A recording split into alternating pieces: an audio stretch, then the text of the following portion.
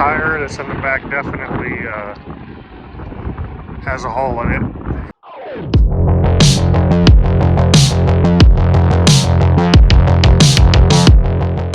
Freaking Ford Ranger! Mother son of a gun! Mother Ford Ranger!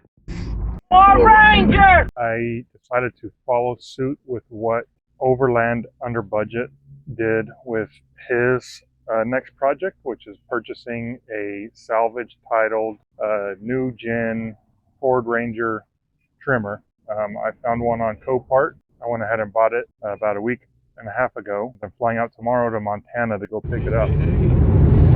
Well, we just got to Bozeman. It was a fairly bumpy ride here because of the mountains, I'm guessing. It's pretty chilly and windy here. But I went to get the luggage while my dad went and got the rental car. It was a very quick turnaround on both things. We were able to get landed and off the plane and luggage and car rental all within less than 30 minutes.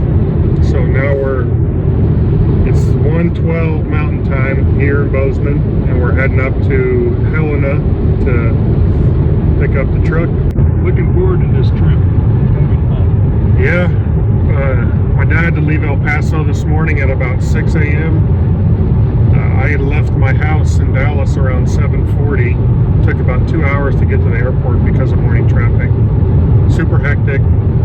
Then my bag was having issues because it was overweight, and there was like nobody at the baggage check counter, so that was a whole ordeal. But barely made the plane, got on. I think there was one person that got on after I did. But all the frustrating, unplanned events have already been done for the trip, so now we get to enjoy a mechanically uneventful trip moving forward. So That's right. you got anything else you want to say? Well, I'm just looking forward to spending time with Isaac, my son. Funny thing is I had to use the restroom, and I walked back and I see a guy with a beard and a cap, and the thing was dark, and I see him and I kind of raised my eyebrows to say hi, thinking it was Isaac. He was against the window, and he looked at me weird, and I looked closer and I realized it wasn't him. Yeah. So it was an embarrassing moment, Yeah. which I've had many of my life. Yeah, I was at the very back of the plane, last row. Yeah. So, well, stay tuned. I'm sure there's going to be more to this adventure coming up. Here we are pulling into Copart at 2:25 p.m. Hopefully we can get it brought out here without too much time and too much effort to get it started and driving.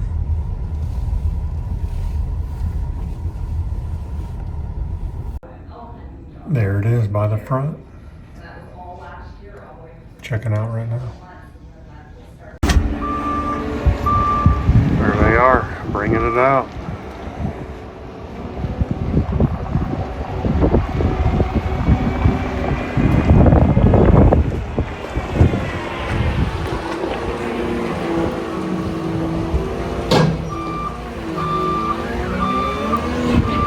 Looks like they're gonna put some air in that rear tire.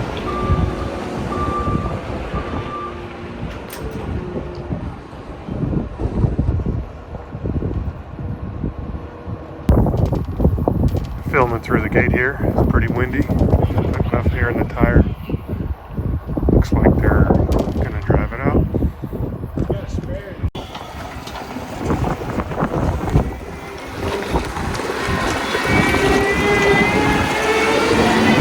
Well, the tire that's in the back definitely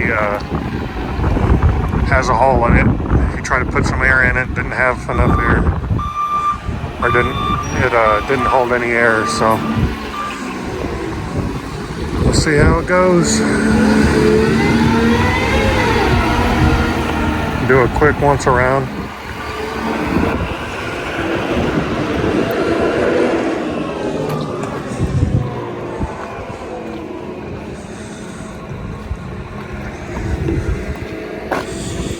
Got all the parts back here.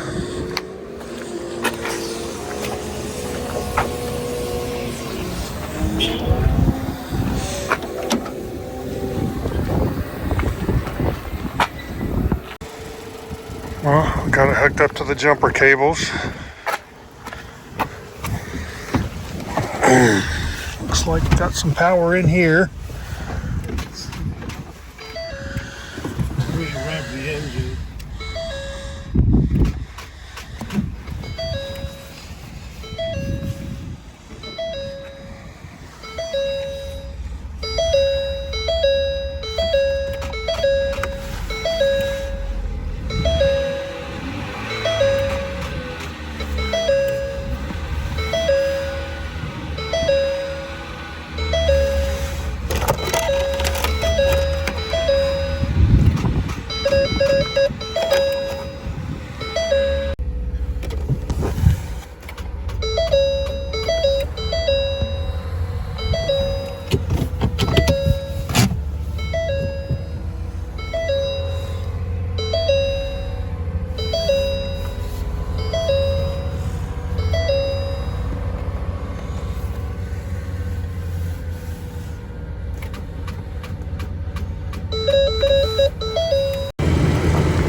Well, I missed the first crank up. It didn't start jumping it, so Dad went to go.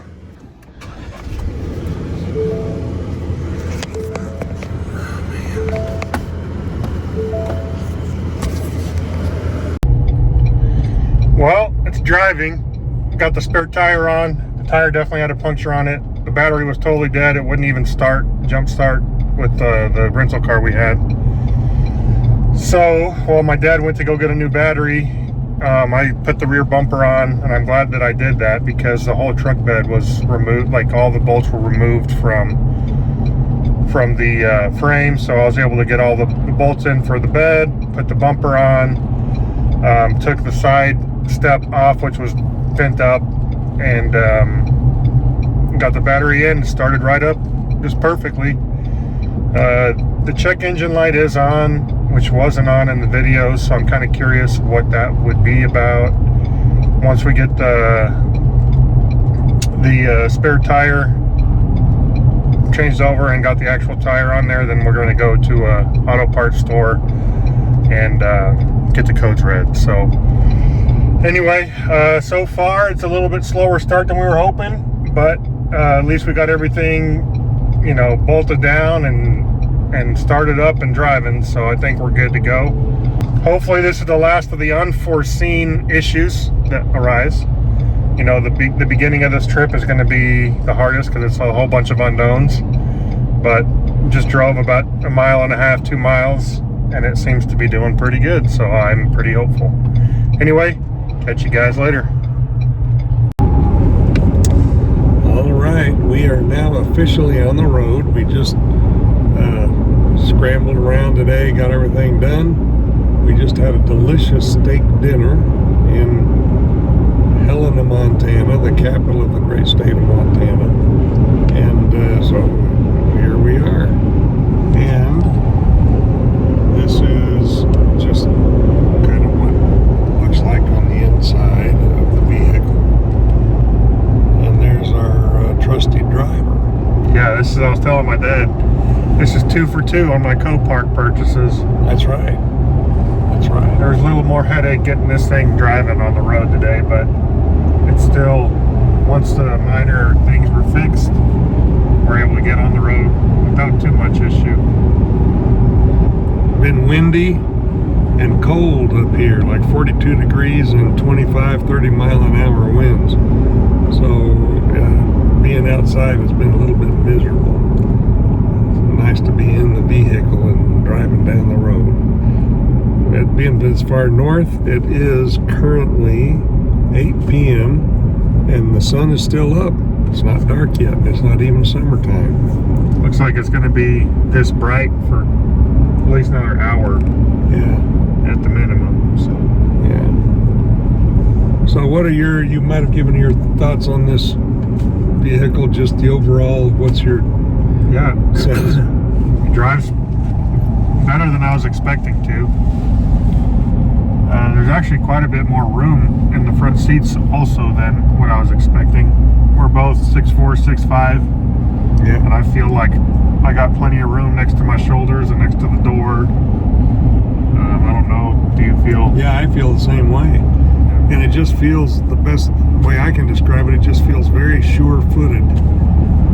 Everything's tight, you know, just a few little dings, a good little rubbing compound will get out of this thing and it'll be good to go.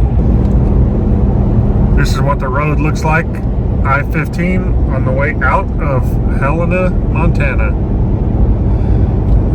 Get behind on the other side of this hill, you'll see the mountains, snow-capped mountains. But there's a lot of rolling hills and clouds. And we're not going to the train station.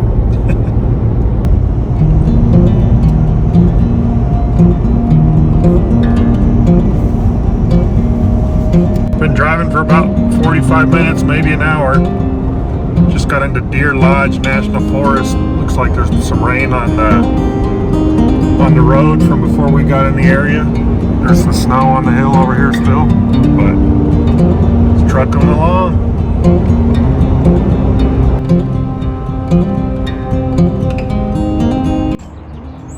Nice morning here in Pocatello, Idaho. We just stayed at the Best Western here. That's all real wood pillars, if anyone was wondering. Got the nice mountain views. Looks good. Did pretty well yesterday. We drove until about 2 a.m. 2 a.m. I don't remember. But it did really well. Drove 80 almost the whole way.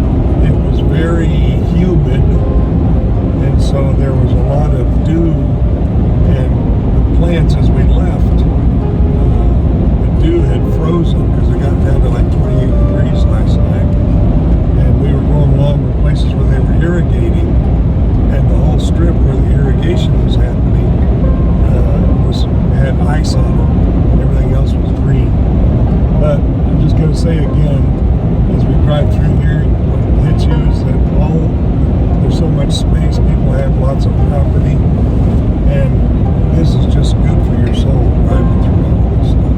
And driving with my son is good for my soul too. Yeah, we're about 10 miles away from the Utah-Idaho border right now, so we'll be getting into Utah before too long, and the plan is to hit Moab, drop off the new rear door we got for the passenger side at the hotel, and then go hit some trails. So we'll be seeing some cool stuff here.